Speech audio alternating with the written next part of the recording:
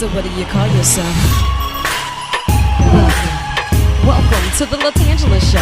Hey. Hey, what can I do for you this fine day? This is your destiny. Hot, hot, hot. Right now. Welcome to the LaTangela Show.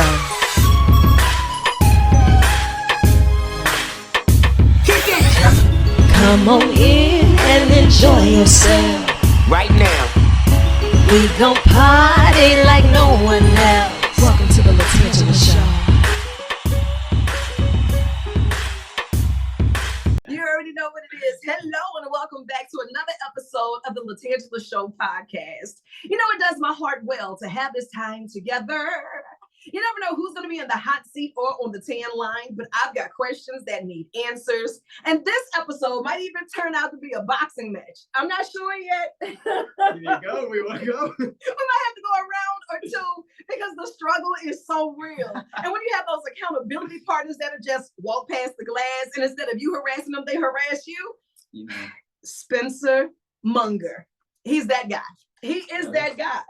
But I do have to say this. Congratulations going out to you and your mom. Thank you. For doing such a spectacular job, dazzling the stage, and some of our guests that raised a lot of funds, had a lot of fun when it came down to dancing with the stars for Big Buddy. Man, y'all ripped it. I know. It was so much fun to watch. Gonna say it here one time. Who's that? Should have won. If you don't say it here, where do you say Exactly. it? Say it with your chest. Say what? We should have won. Okay, there you have Yeah, it. But yeah. you know, the win isn't showing up. They were awesome. They were. absolutely They were. awesome. Everybody was. We're just better. You gotta love this guy. Let me tell you something. When we show up, we show out. And Spencer, he is no stranger to that. And accountability is everything because the summer months are here. And this is worse than saying the New Year's resolution. Oh, yeah. I don't even know if we're still sticking to that or not. I doubt it. New year, I doubt new it. me, new diet, new I number. think they just cut that out at this point. I mean, Yeah. after January 2nd, it's gone. It's out. You know, And- it's not a fad anymore. As a personal trainer, you have the inside scoop when it comes down to giving the motivation, giving the inspiration, and seeing the fall off with those trends. Right. Absolutely. Yeah, it's bad. It gets bad. It's summertime is, I would say, people stick with it because they have the 3 months and they have that vacation coming up in July. They know they have to start in August, so they're sticking to it. Whereas the New Year's resolution, they start the 1st and they Okay. end the 15th. You know. Right, you said, oh, that first pay period, That's right, oh, that's we're right. going out to eat. That's right. Man, get out my business. So look, I wanted to get you in the hot seat on the 10 line today because one, I have questions that need answers. And as a community, we really look forward to getting healthier, you know, and it all starts with the mentality. In January, I decided to start touching my bike every single day. What does that look like? And every single day, it looks different as of how did you get your steps in? Mental, physical, spiritual, it's all important. Right. So we have to find ways that work one within our lifestyle. But when you, as a trainer, sit down and you do the first consult with a lot of your clients, what's one of the biggest, and I'll say excuses / challenges that a lot of your clients will come in with? Motivation is just, it's not an excuse per se, but it is what most people lack. It's what they come in, they say, I need motivation. I need you to motivate me. Now, I will motivate. I am a motivator. Okay. I will motivate and scream and yell. But when it comes down to it, most of them don't actually need the motivation. They just need to move just a little bit. Yeah. Just, you know, it's, I need motivation to get up off my couch. No, you get up off your couch, I'll motivate you to keep going. That's the big difference. So it's that initial, I'm ready to do this. I like it. And how hard is it to find a plan? Because everybody may not have that same cookie cutter plan. My idea of the perfect diet may be completely different than what it needs to be or what Spencer would recommend it to be. You know, I mean, Yeah. just a scoop of Chunky Monkey versus, you know, the pint. So we have those questions that need answers and discipline that will come from that consult that would be realistic goals. Yeah, absolutely. Yeah, I think everyone is very different in all things: weight, body type, gender, and age. You know, everything changes throughout all of it. And I've quite a few different age ranges and body weights that I've trained, and the studies show, not just what I've seen so far, that it falls into one thing: protein, fats, carbs, macros. Right? You want to get your proteins up. The higher Okay. your proteins, the less you're going to eat because it's satiating. It makes you full. You don't eat as much sugars. You don't eat as much carbs. It's not as empty. Now, carbs are important. You want to restore energy. You want to keep that up. You know, you want to be able to get outside and go do that yard work or go on a walk with your dog or your wife or your husband. And the fats are just as important. That all has all the essential amino acids, meaning all of the things that you need to keep the energy, keep your collagen, keep your skin pretty, keep your smile nice and your eyes working. All of it's entailed. Right. Now, this man just said that carbs were important, but did you not hear what he said? The carbs were important to give you the energy to move. That's like, right. That's right. You have to Get it finish going. the full statement. Like, no, he told me to get the carbs. Uh-huh. He did. He told you to get the carbs to get the moving. That's right. I Don't say, eat the piece of cake and sit. Oh, attention to detail. Who knew? Who knew? Who knew we shouldn't just eat cake and sit down? Right. I mean, sounds befitting until he said, I didn't know.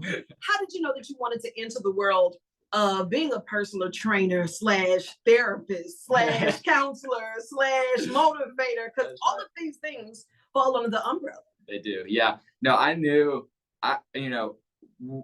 way long after I started actually working out. I started out 310 pounds. Whoa. Are you kidding me? Yeah. I don't know who that was, but it wasn't me. Wow. Time. Yes. Okay. So, Yeah, that's what motivated you to get off the couch and to keep moving? Honestly, I'll tell you something, and typically that's how it happens. Something happens in your life, regardless of what it is, that triggers the reality check, where it's like, oh, I'm actually unhealthy. For me, it was a breakup. Then it was I need to get in shape for sports. And then it was kind of back-to-back different things, small things, even the insecurities that start popping up. And you realize if you're self-aware enough or you're practicing self-awareness, which everyone should, you say, okay, I maybe need some help. And then I took a turn, and even then I didn't know what the heck I was doing. I lost a bunch of weight, lost a bunch of muscle, then I had to come back, reverted back, gained another 40 pounds, came back down. So I went through it all, Wow. I mean, you got me blown at 310. And then the fact that you bounced back, and it shows that, like you never had that amount of weight, one, to begin with, but wow. And then when you start talking about the reality checks, we live in such a filtered life where everyone lives such filtered lives. We don't really know what type of reality checks to look for. Oh, yeah, and it's all driven by insecurity. Yeah, that's what it is. Yeah, insecurities are screaming, and they're getting louder and louder by the day. And then when we start talking about our follow-ups and making sure that we're going to the doctor to see if the workout plans are healthy for us, do we even know what our stats are? When it comes down to, are we hydrating enough? It'll show it in our blood oxygen. It'll show it in our blood pressure. Do we even know what our blood pressure looks like? Right. What are your cholesterol levels? Do you know? And it's tough when so many people have challenges that's facing them, because life is out here lifing. That's right. And Always. It's really hard for you to be consistent in taking care of others if you don't take care of yourself, because when those cylinders stop clicking, everything around you stops. Yeah. Wow. Man, you just blew me with that one. That's right. Okay, so I got questions that need answers. I'm the queen of random research, and I had to dig deep for this one, Spencer. Brace yourself. Are you ready? I'm the king of research, so let's do it. According to the Noodles and Company survey, he didn't dig that deep, now did he? If you were asked to have your favorite food every single day, what is your favorite food? Are we talking sweets? What is your favorite food? I'll say my favorite food is a good, well-cooked steak. Okay, a good, well-cooked steak. I like that. Steaks are good. Medium rare. Okay. Now, if you had to eat it every day as your meal of choice, what sides are you looking for? Ooh, I like a good sweet potato. Okay. Like a sweet potato and some vegetables, some mixed vegetables, carrots, broccoli, cauliflower. Oh, that sounds good. Spice it up, put some hot sauce on Yeah. it. Got to make sure the spices are right. Now, would you be able to eat that every day with nothing else? Like just every day? That's the meal of choice. That's what it is. Well-rounded meal. Yeah, I think I could do it. I'll probably put on some muscle while doing it. How long do you think you'd be able to stick with that? I mean, I'm hoping this is real, because I'm sticking for it. I'm sticking it out as long as I can. I'm thinking a few months at least. Okay. Now, according to Noodles and Company survey, if you can eat your favorite food every single day, make sure that it's good. But how long do you think that you can stick it out before craving something different? When offered the opportunity to eat their favorite meal every single day, most Americans estimated that they would be able to do so for an average of 8 days straight before getting sick of it. 8 days. Yeah, because I'm gonna need some ice cream after eventually. See? He said eventually I'm gonna need some ice cream. I'm with you on that one. Getting to know yourself and tapping into some of the things that you really like. What are some of your favorite activities? Oh, I love just hanging out. I mean, I like watching shows on Netflix. I like eating. That's kind of an activity for me, honestly. I like stretching. So my favorite thing to do if I'm not in the gym, I'm preparing to go to the gym. So I'm stretching. Now, when did you get to that level of consistency, or some may even call it insanity? Yeah, I think I was more insane when I first started than I am now. Even I think I was going 2 times a day to the gym, and I was doing all, cutting my calories and trying to do what I knew to lose weight and do all this. And I think I've kind of toned back that insanity, but I think it all stemmed from there. And really that stemmed from, finding my worth in that. And so I kind of came back around to, I have my worth. Now I can chill out a little bit, work out every other day or so, and still have fun doing it. I mean, on my off days, I still stretch, and I'll still sometimes even go to the gym, but not kill myself, not go through it. Yeah. Ooh, man. I know. I'm feeling you on that one. Well, according to YouGov.com, when we have some time to ourselves, the things that we like to do most, listening to music, that tops the favorite of activity list, followed by watching movies, spending time with the family, watching TV, and spending some time with friends. So there you have it. Yep. Now, I'm with it. Now, you notice going to the gym didn't make that list. Most Americans. Not a fan favorite. I mean, it's for a specific niche. Yeah, it's there. It's there. Now, when it comes down to a good salad, what are some of your favorite toppings? Ooh. I like onions. Sometimes I'll throw some croutons on there. Okay. I like that's like sweet little cherried raisins. Like the little craisins? Yeah. Those are good. Those are really good. Something a little sweet in there. And then I'll always, even if it's a salad without chicken, I'll find some chicken to put in. Because I gotta find some chicken. You gotta have the protein. Some of this yard bird has got to go in here somewhere. That's right. What's one of the most odd toppings that you've ever tried for your salads? Get creative. I don't know. I like bacon on my salad too. Okay. Now that's a classic. So that definitely wouldn't be called odd. I don't know. All right. According to Bright Farm survey, when they were asking, well, what are some of the most weird toppings that you've used before? Banana topped the list for a salad. Peanut butter. Never done that one. And peppermint. That's disgusting. Who wants peppermint on a salad? Christmas time. What? No, I don't care what holiday it is. Who wants peppermint on a salad? That sounds disgusting. What about like a ginger? What if you do like a ginger on there, like a wasabi? I mean, I could do a ginger dressing. That's about as far as I can go. That's all I got on it. I don't know. Popcorn also topped the list too. Popcorn on a salad. That's kind of defeats the purpose, huh? I guess so. What's one of your favorite dressings?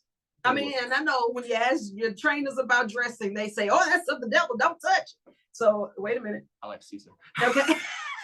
Say Caesar. I like Caesar. I like a light Italian dressing. If I'm trying to go low calorie. Okay. Light Italian. Well, you got top 2 of the top 3. The ranch is in first place. Oh no, I dip my chicken in the ranch and I put it in the salad. I got the Italian. He said, "Oh no, ranch gotta be somewhere close." Right. And it's also followed by Italian and Caesar. So Bright Farm survey, they've been in our kitchens trying to figure it out.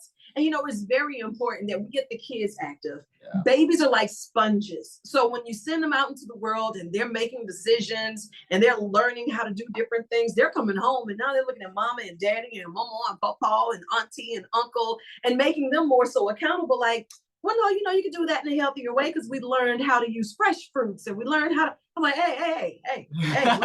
Come on, it pulls the heartstrings a little bit when your kid says, "Hey, it does. Why are we not doing this?" Exactly. And out in the Mayo Clinic in Minnesota, they did some research that stating we should really encourage our kids to get involved in team sports. It'll do more than just teach them sportsmanship. Researchers has actually found that sports and having a team-like camaraderie gives them a higher likelihood of graduating high school and attending college. Higher rates of physical activity once they grow up, which is important. Lower drug and alcohol use because now they're addicted to the gym and that behavior. Right. And girls who play team sports have a much lower teen pregnancy rate, according to the research of Mayo Clinic. Yeah. That makes total sense. I mean, from my personal experience, not to get too personal into my story, but when I was younger, I got out of the gym and that wasn't the thing.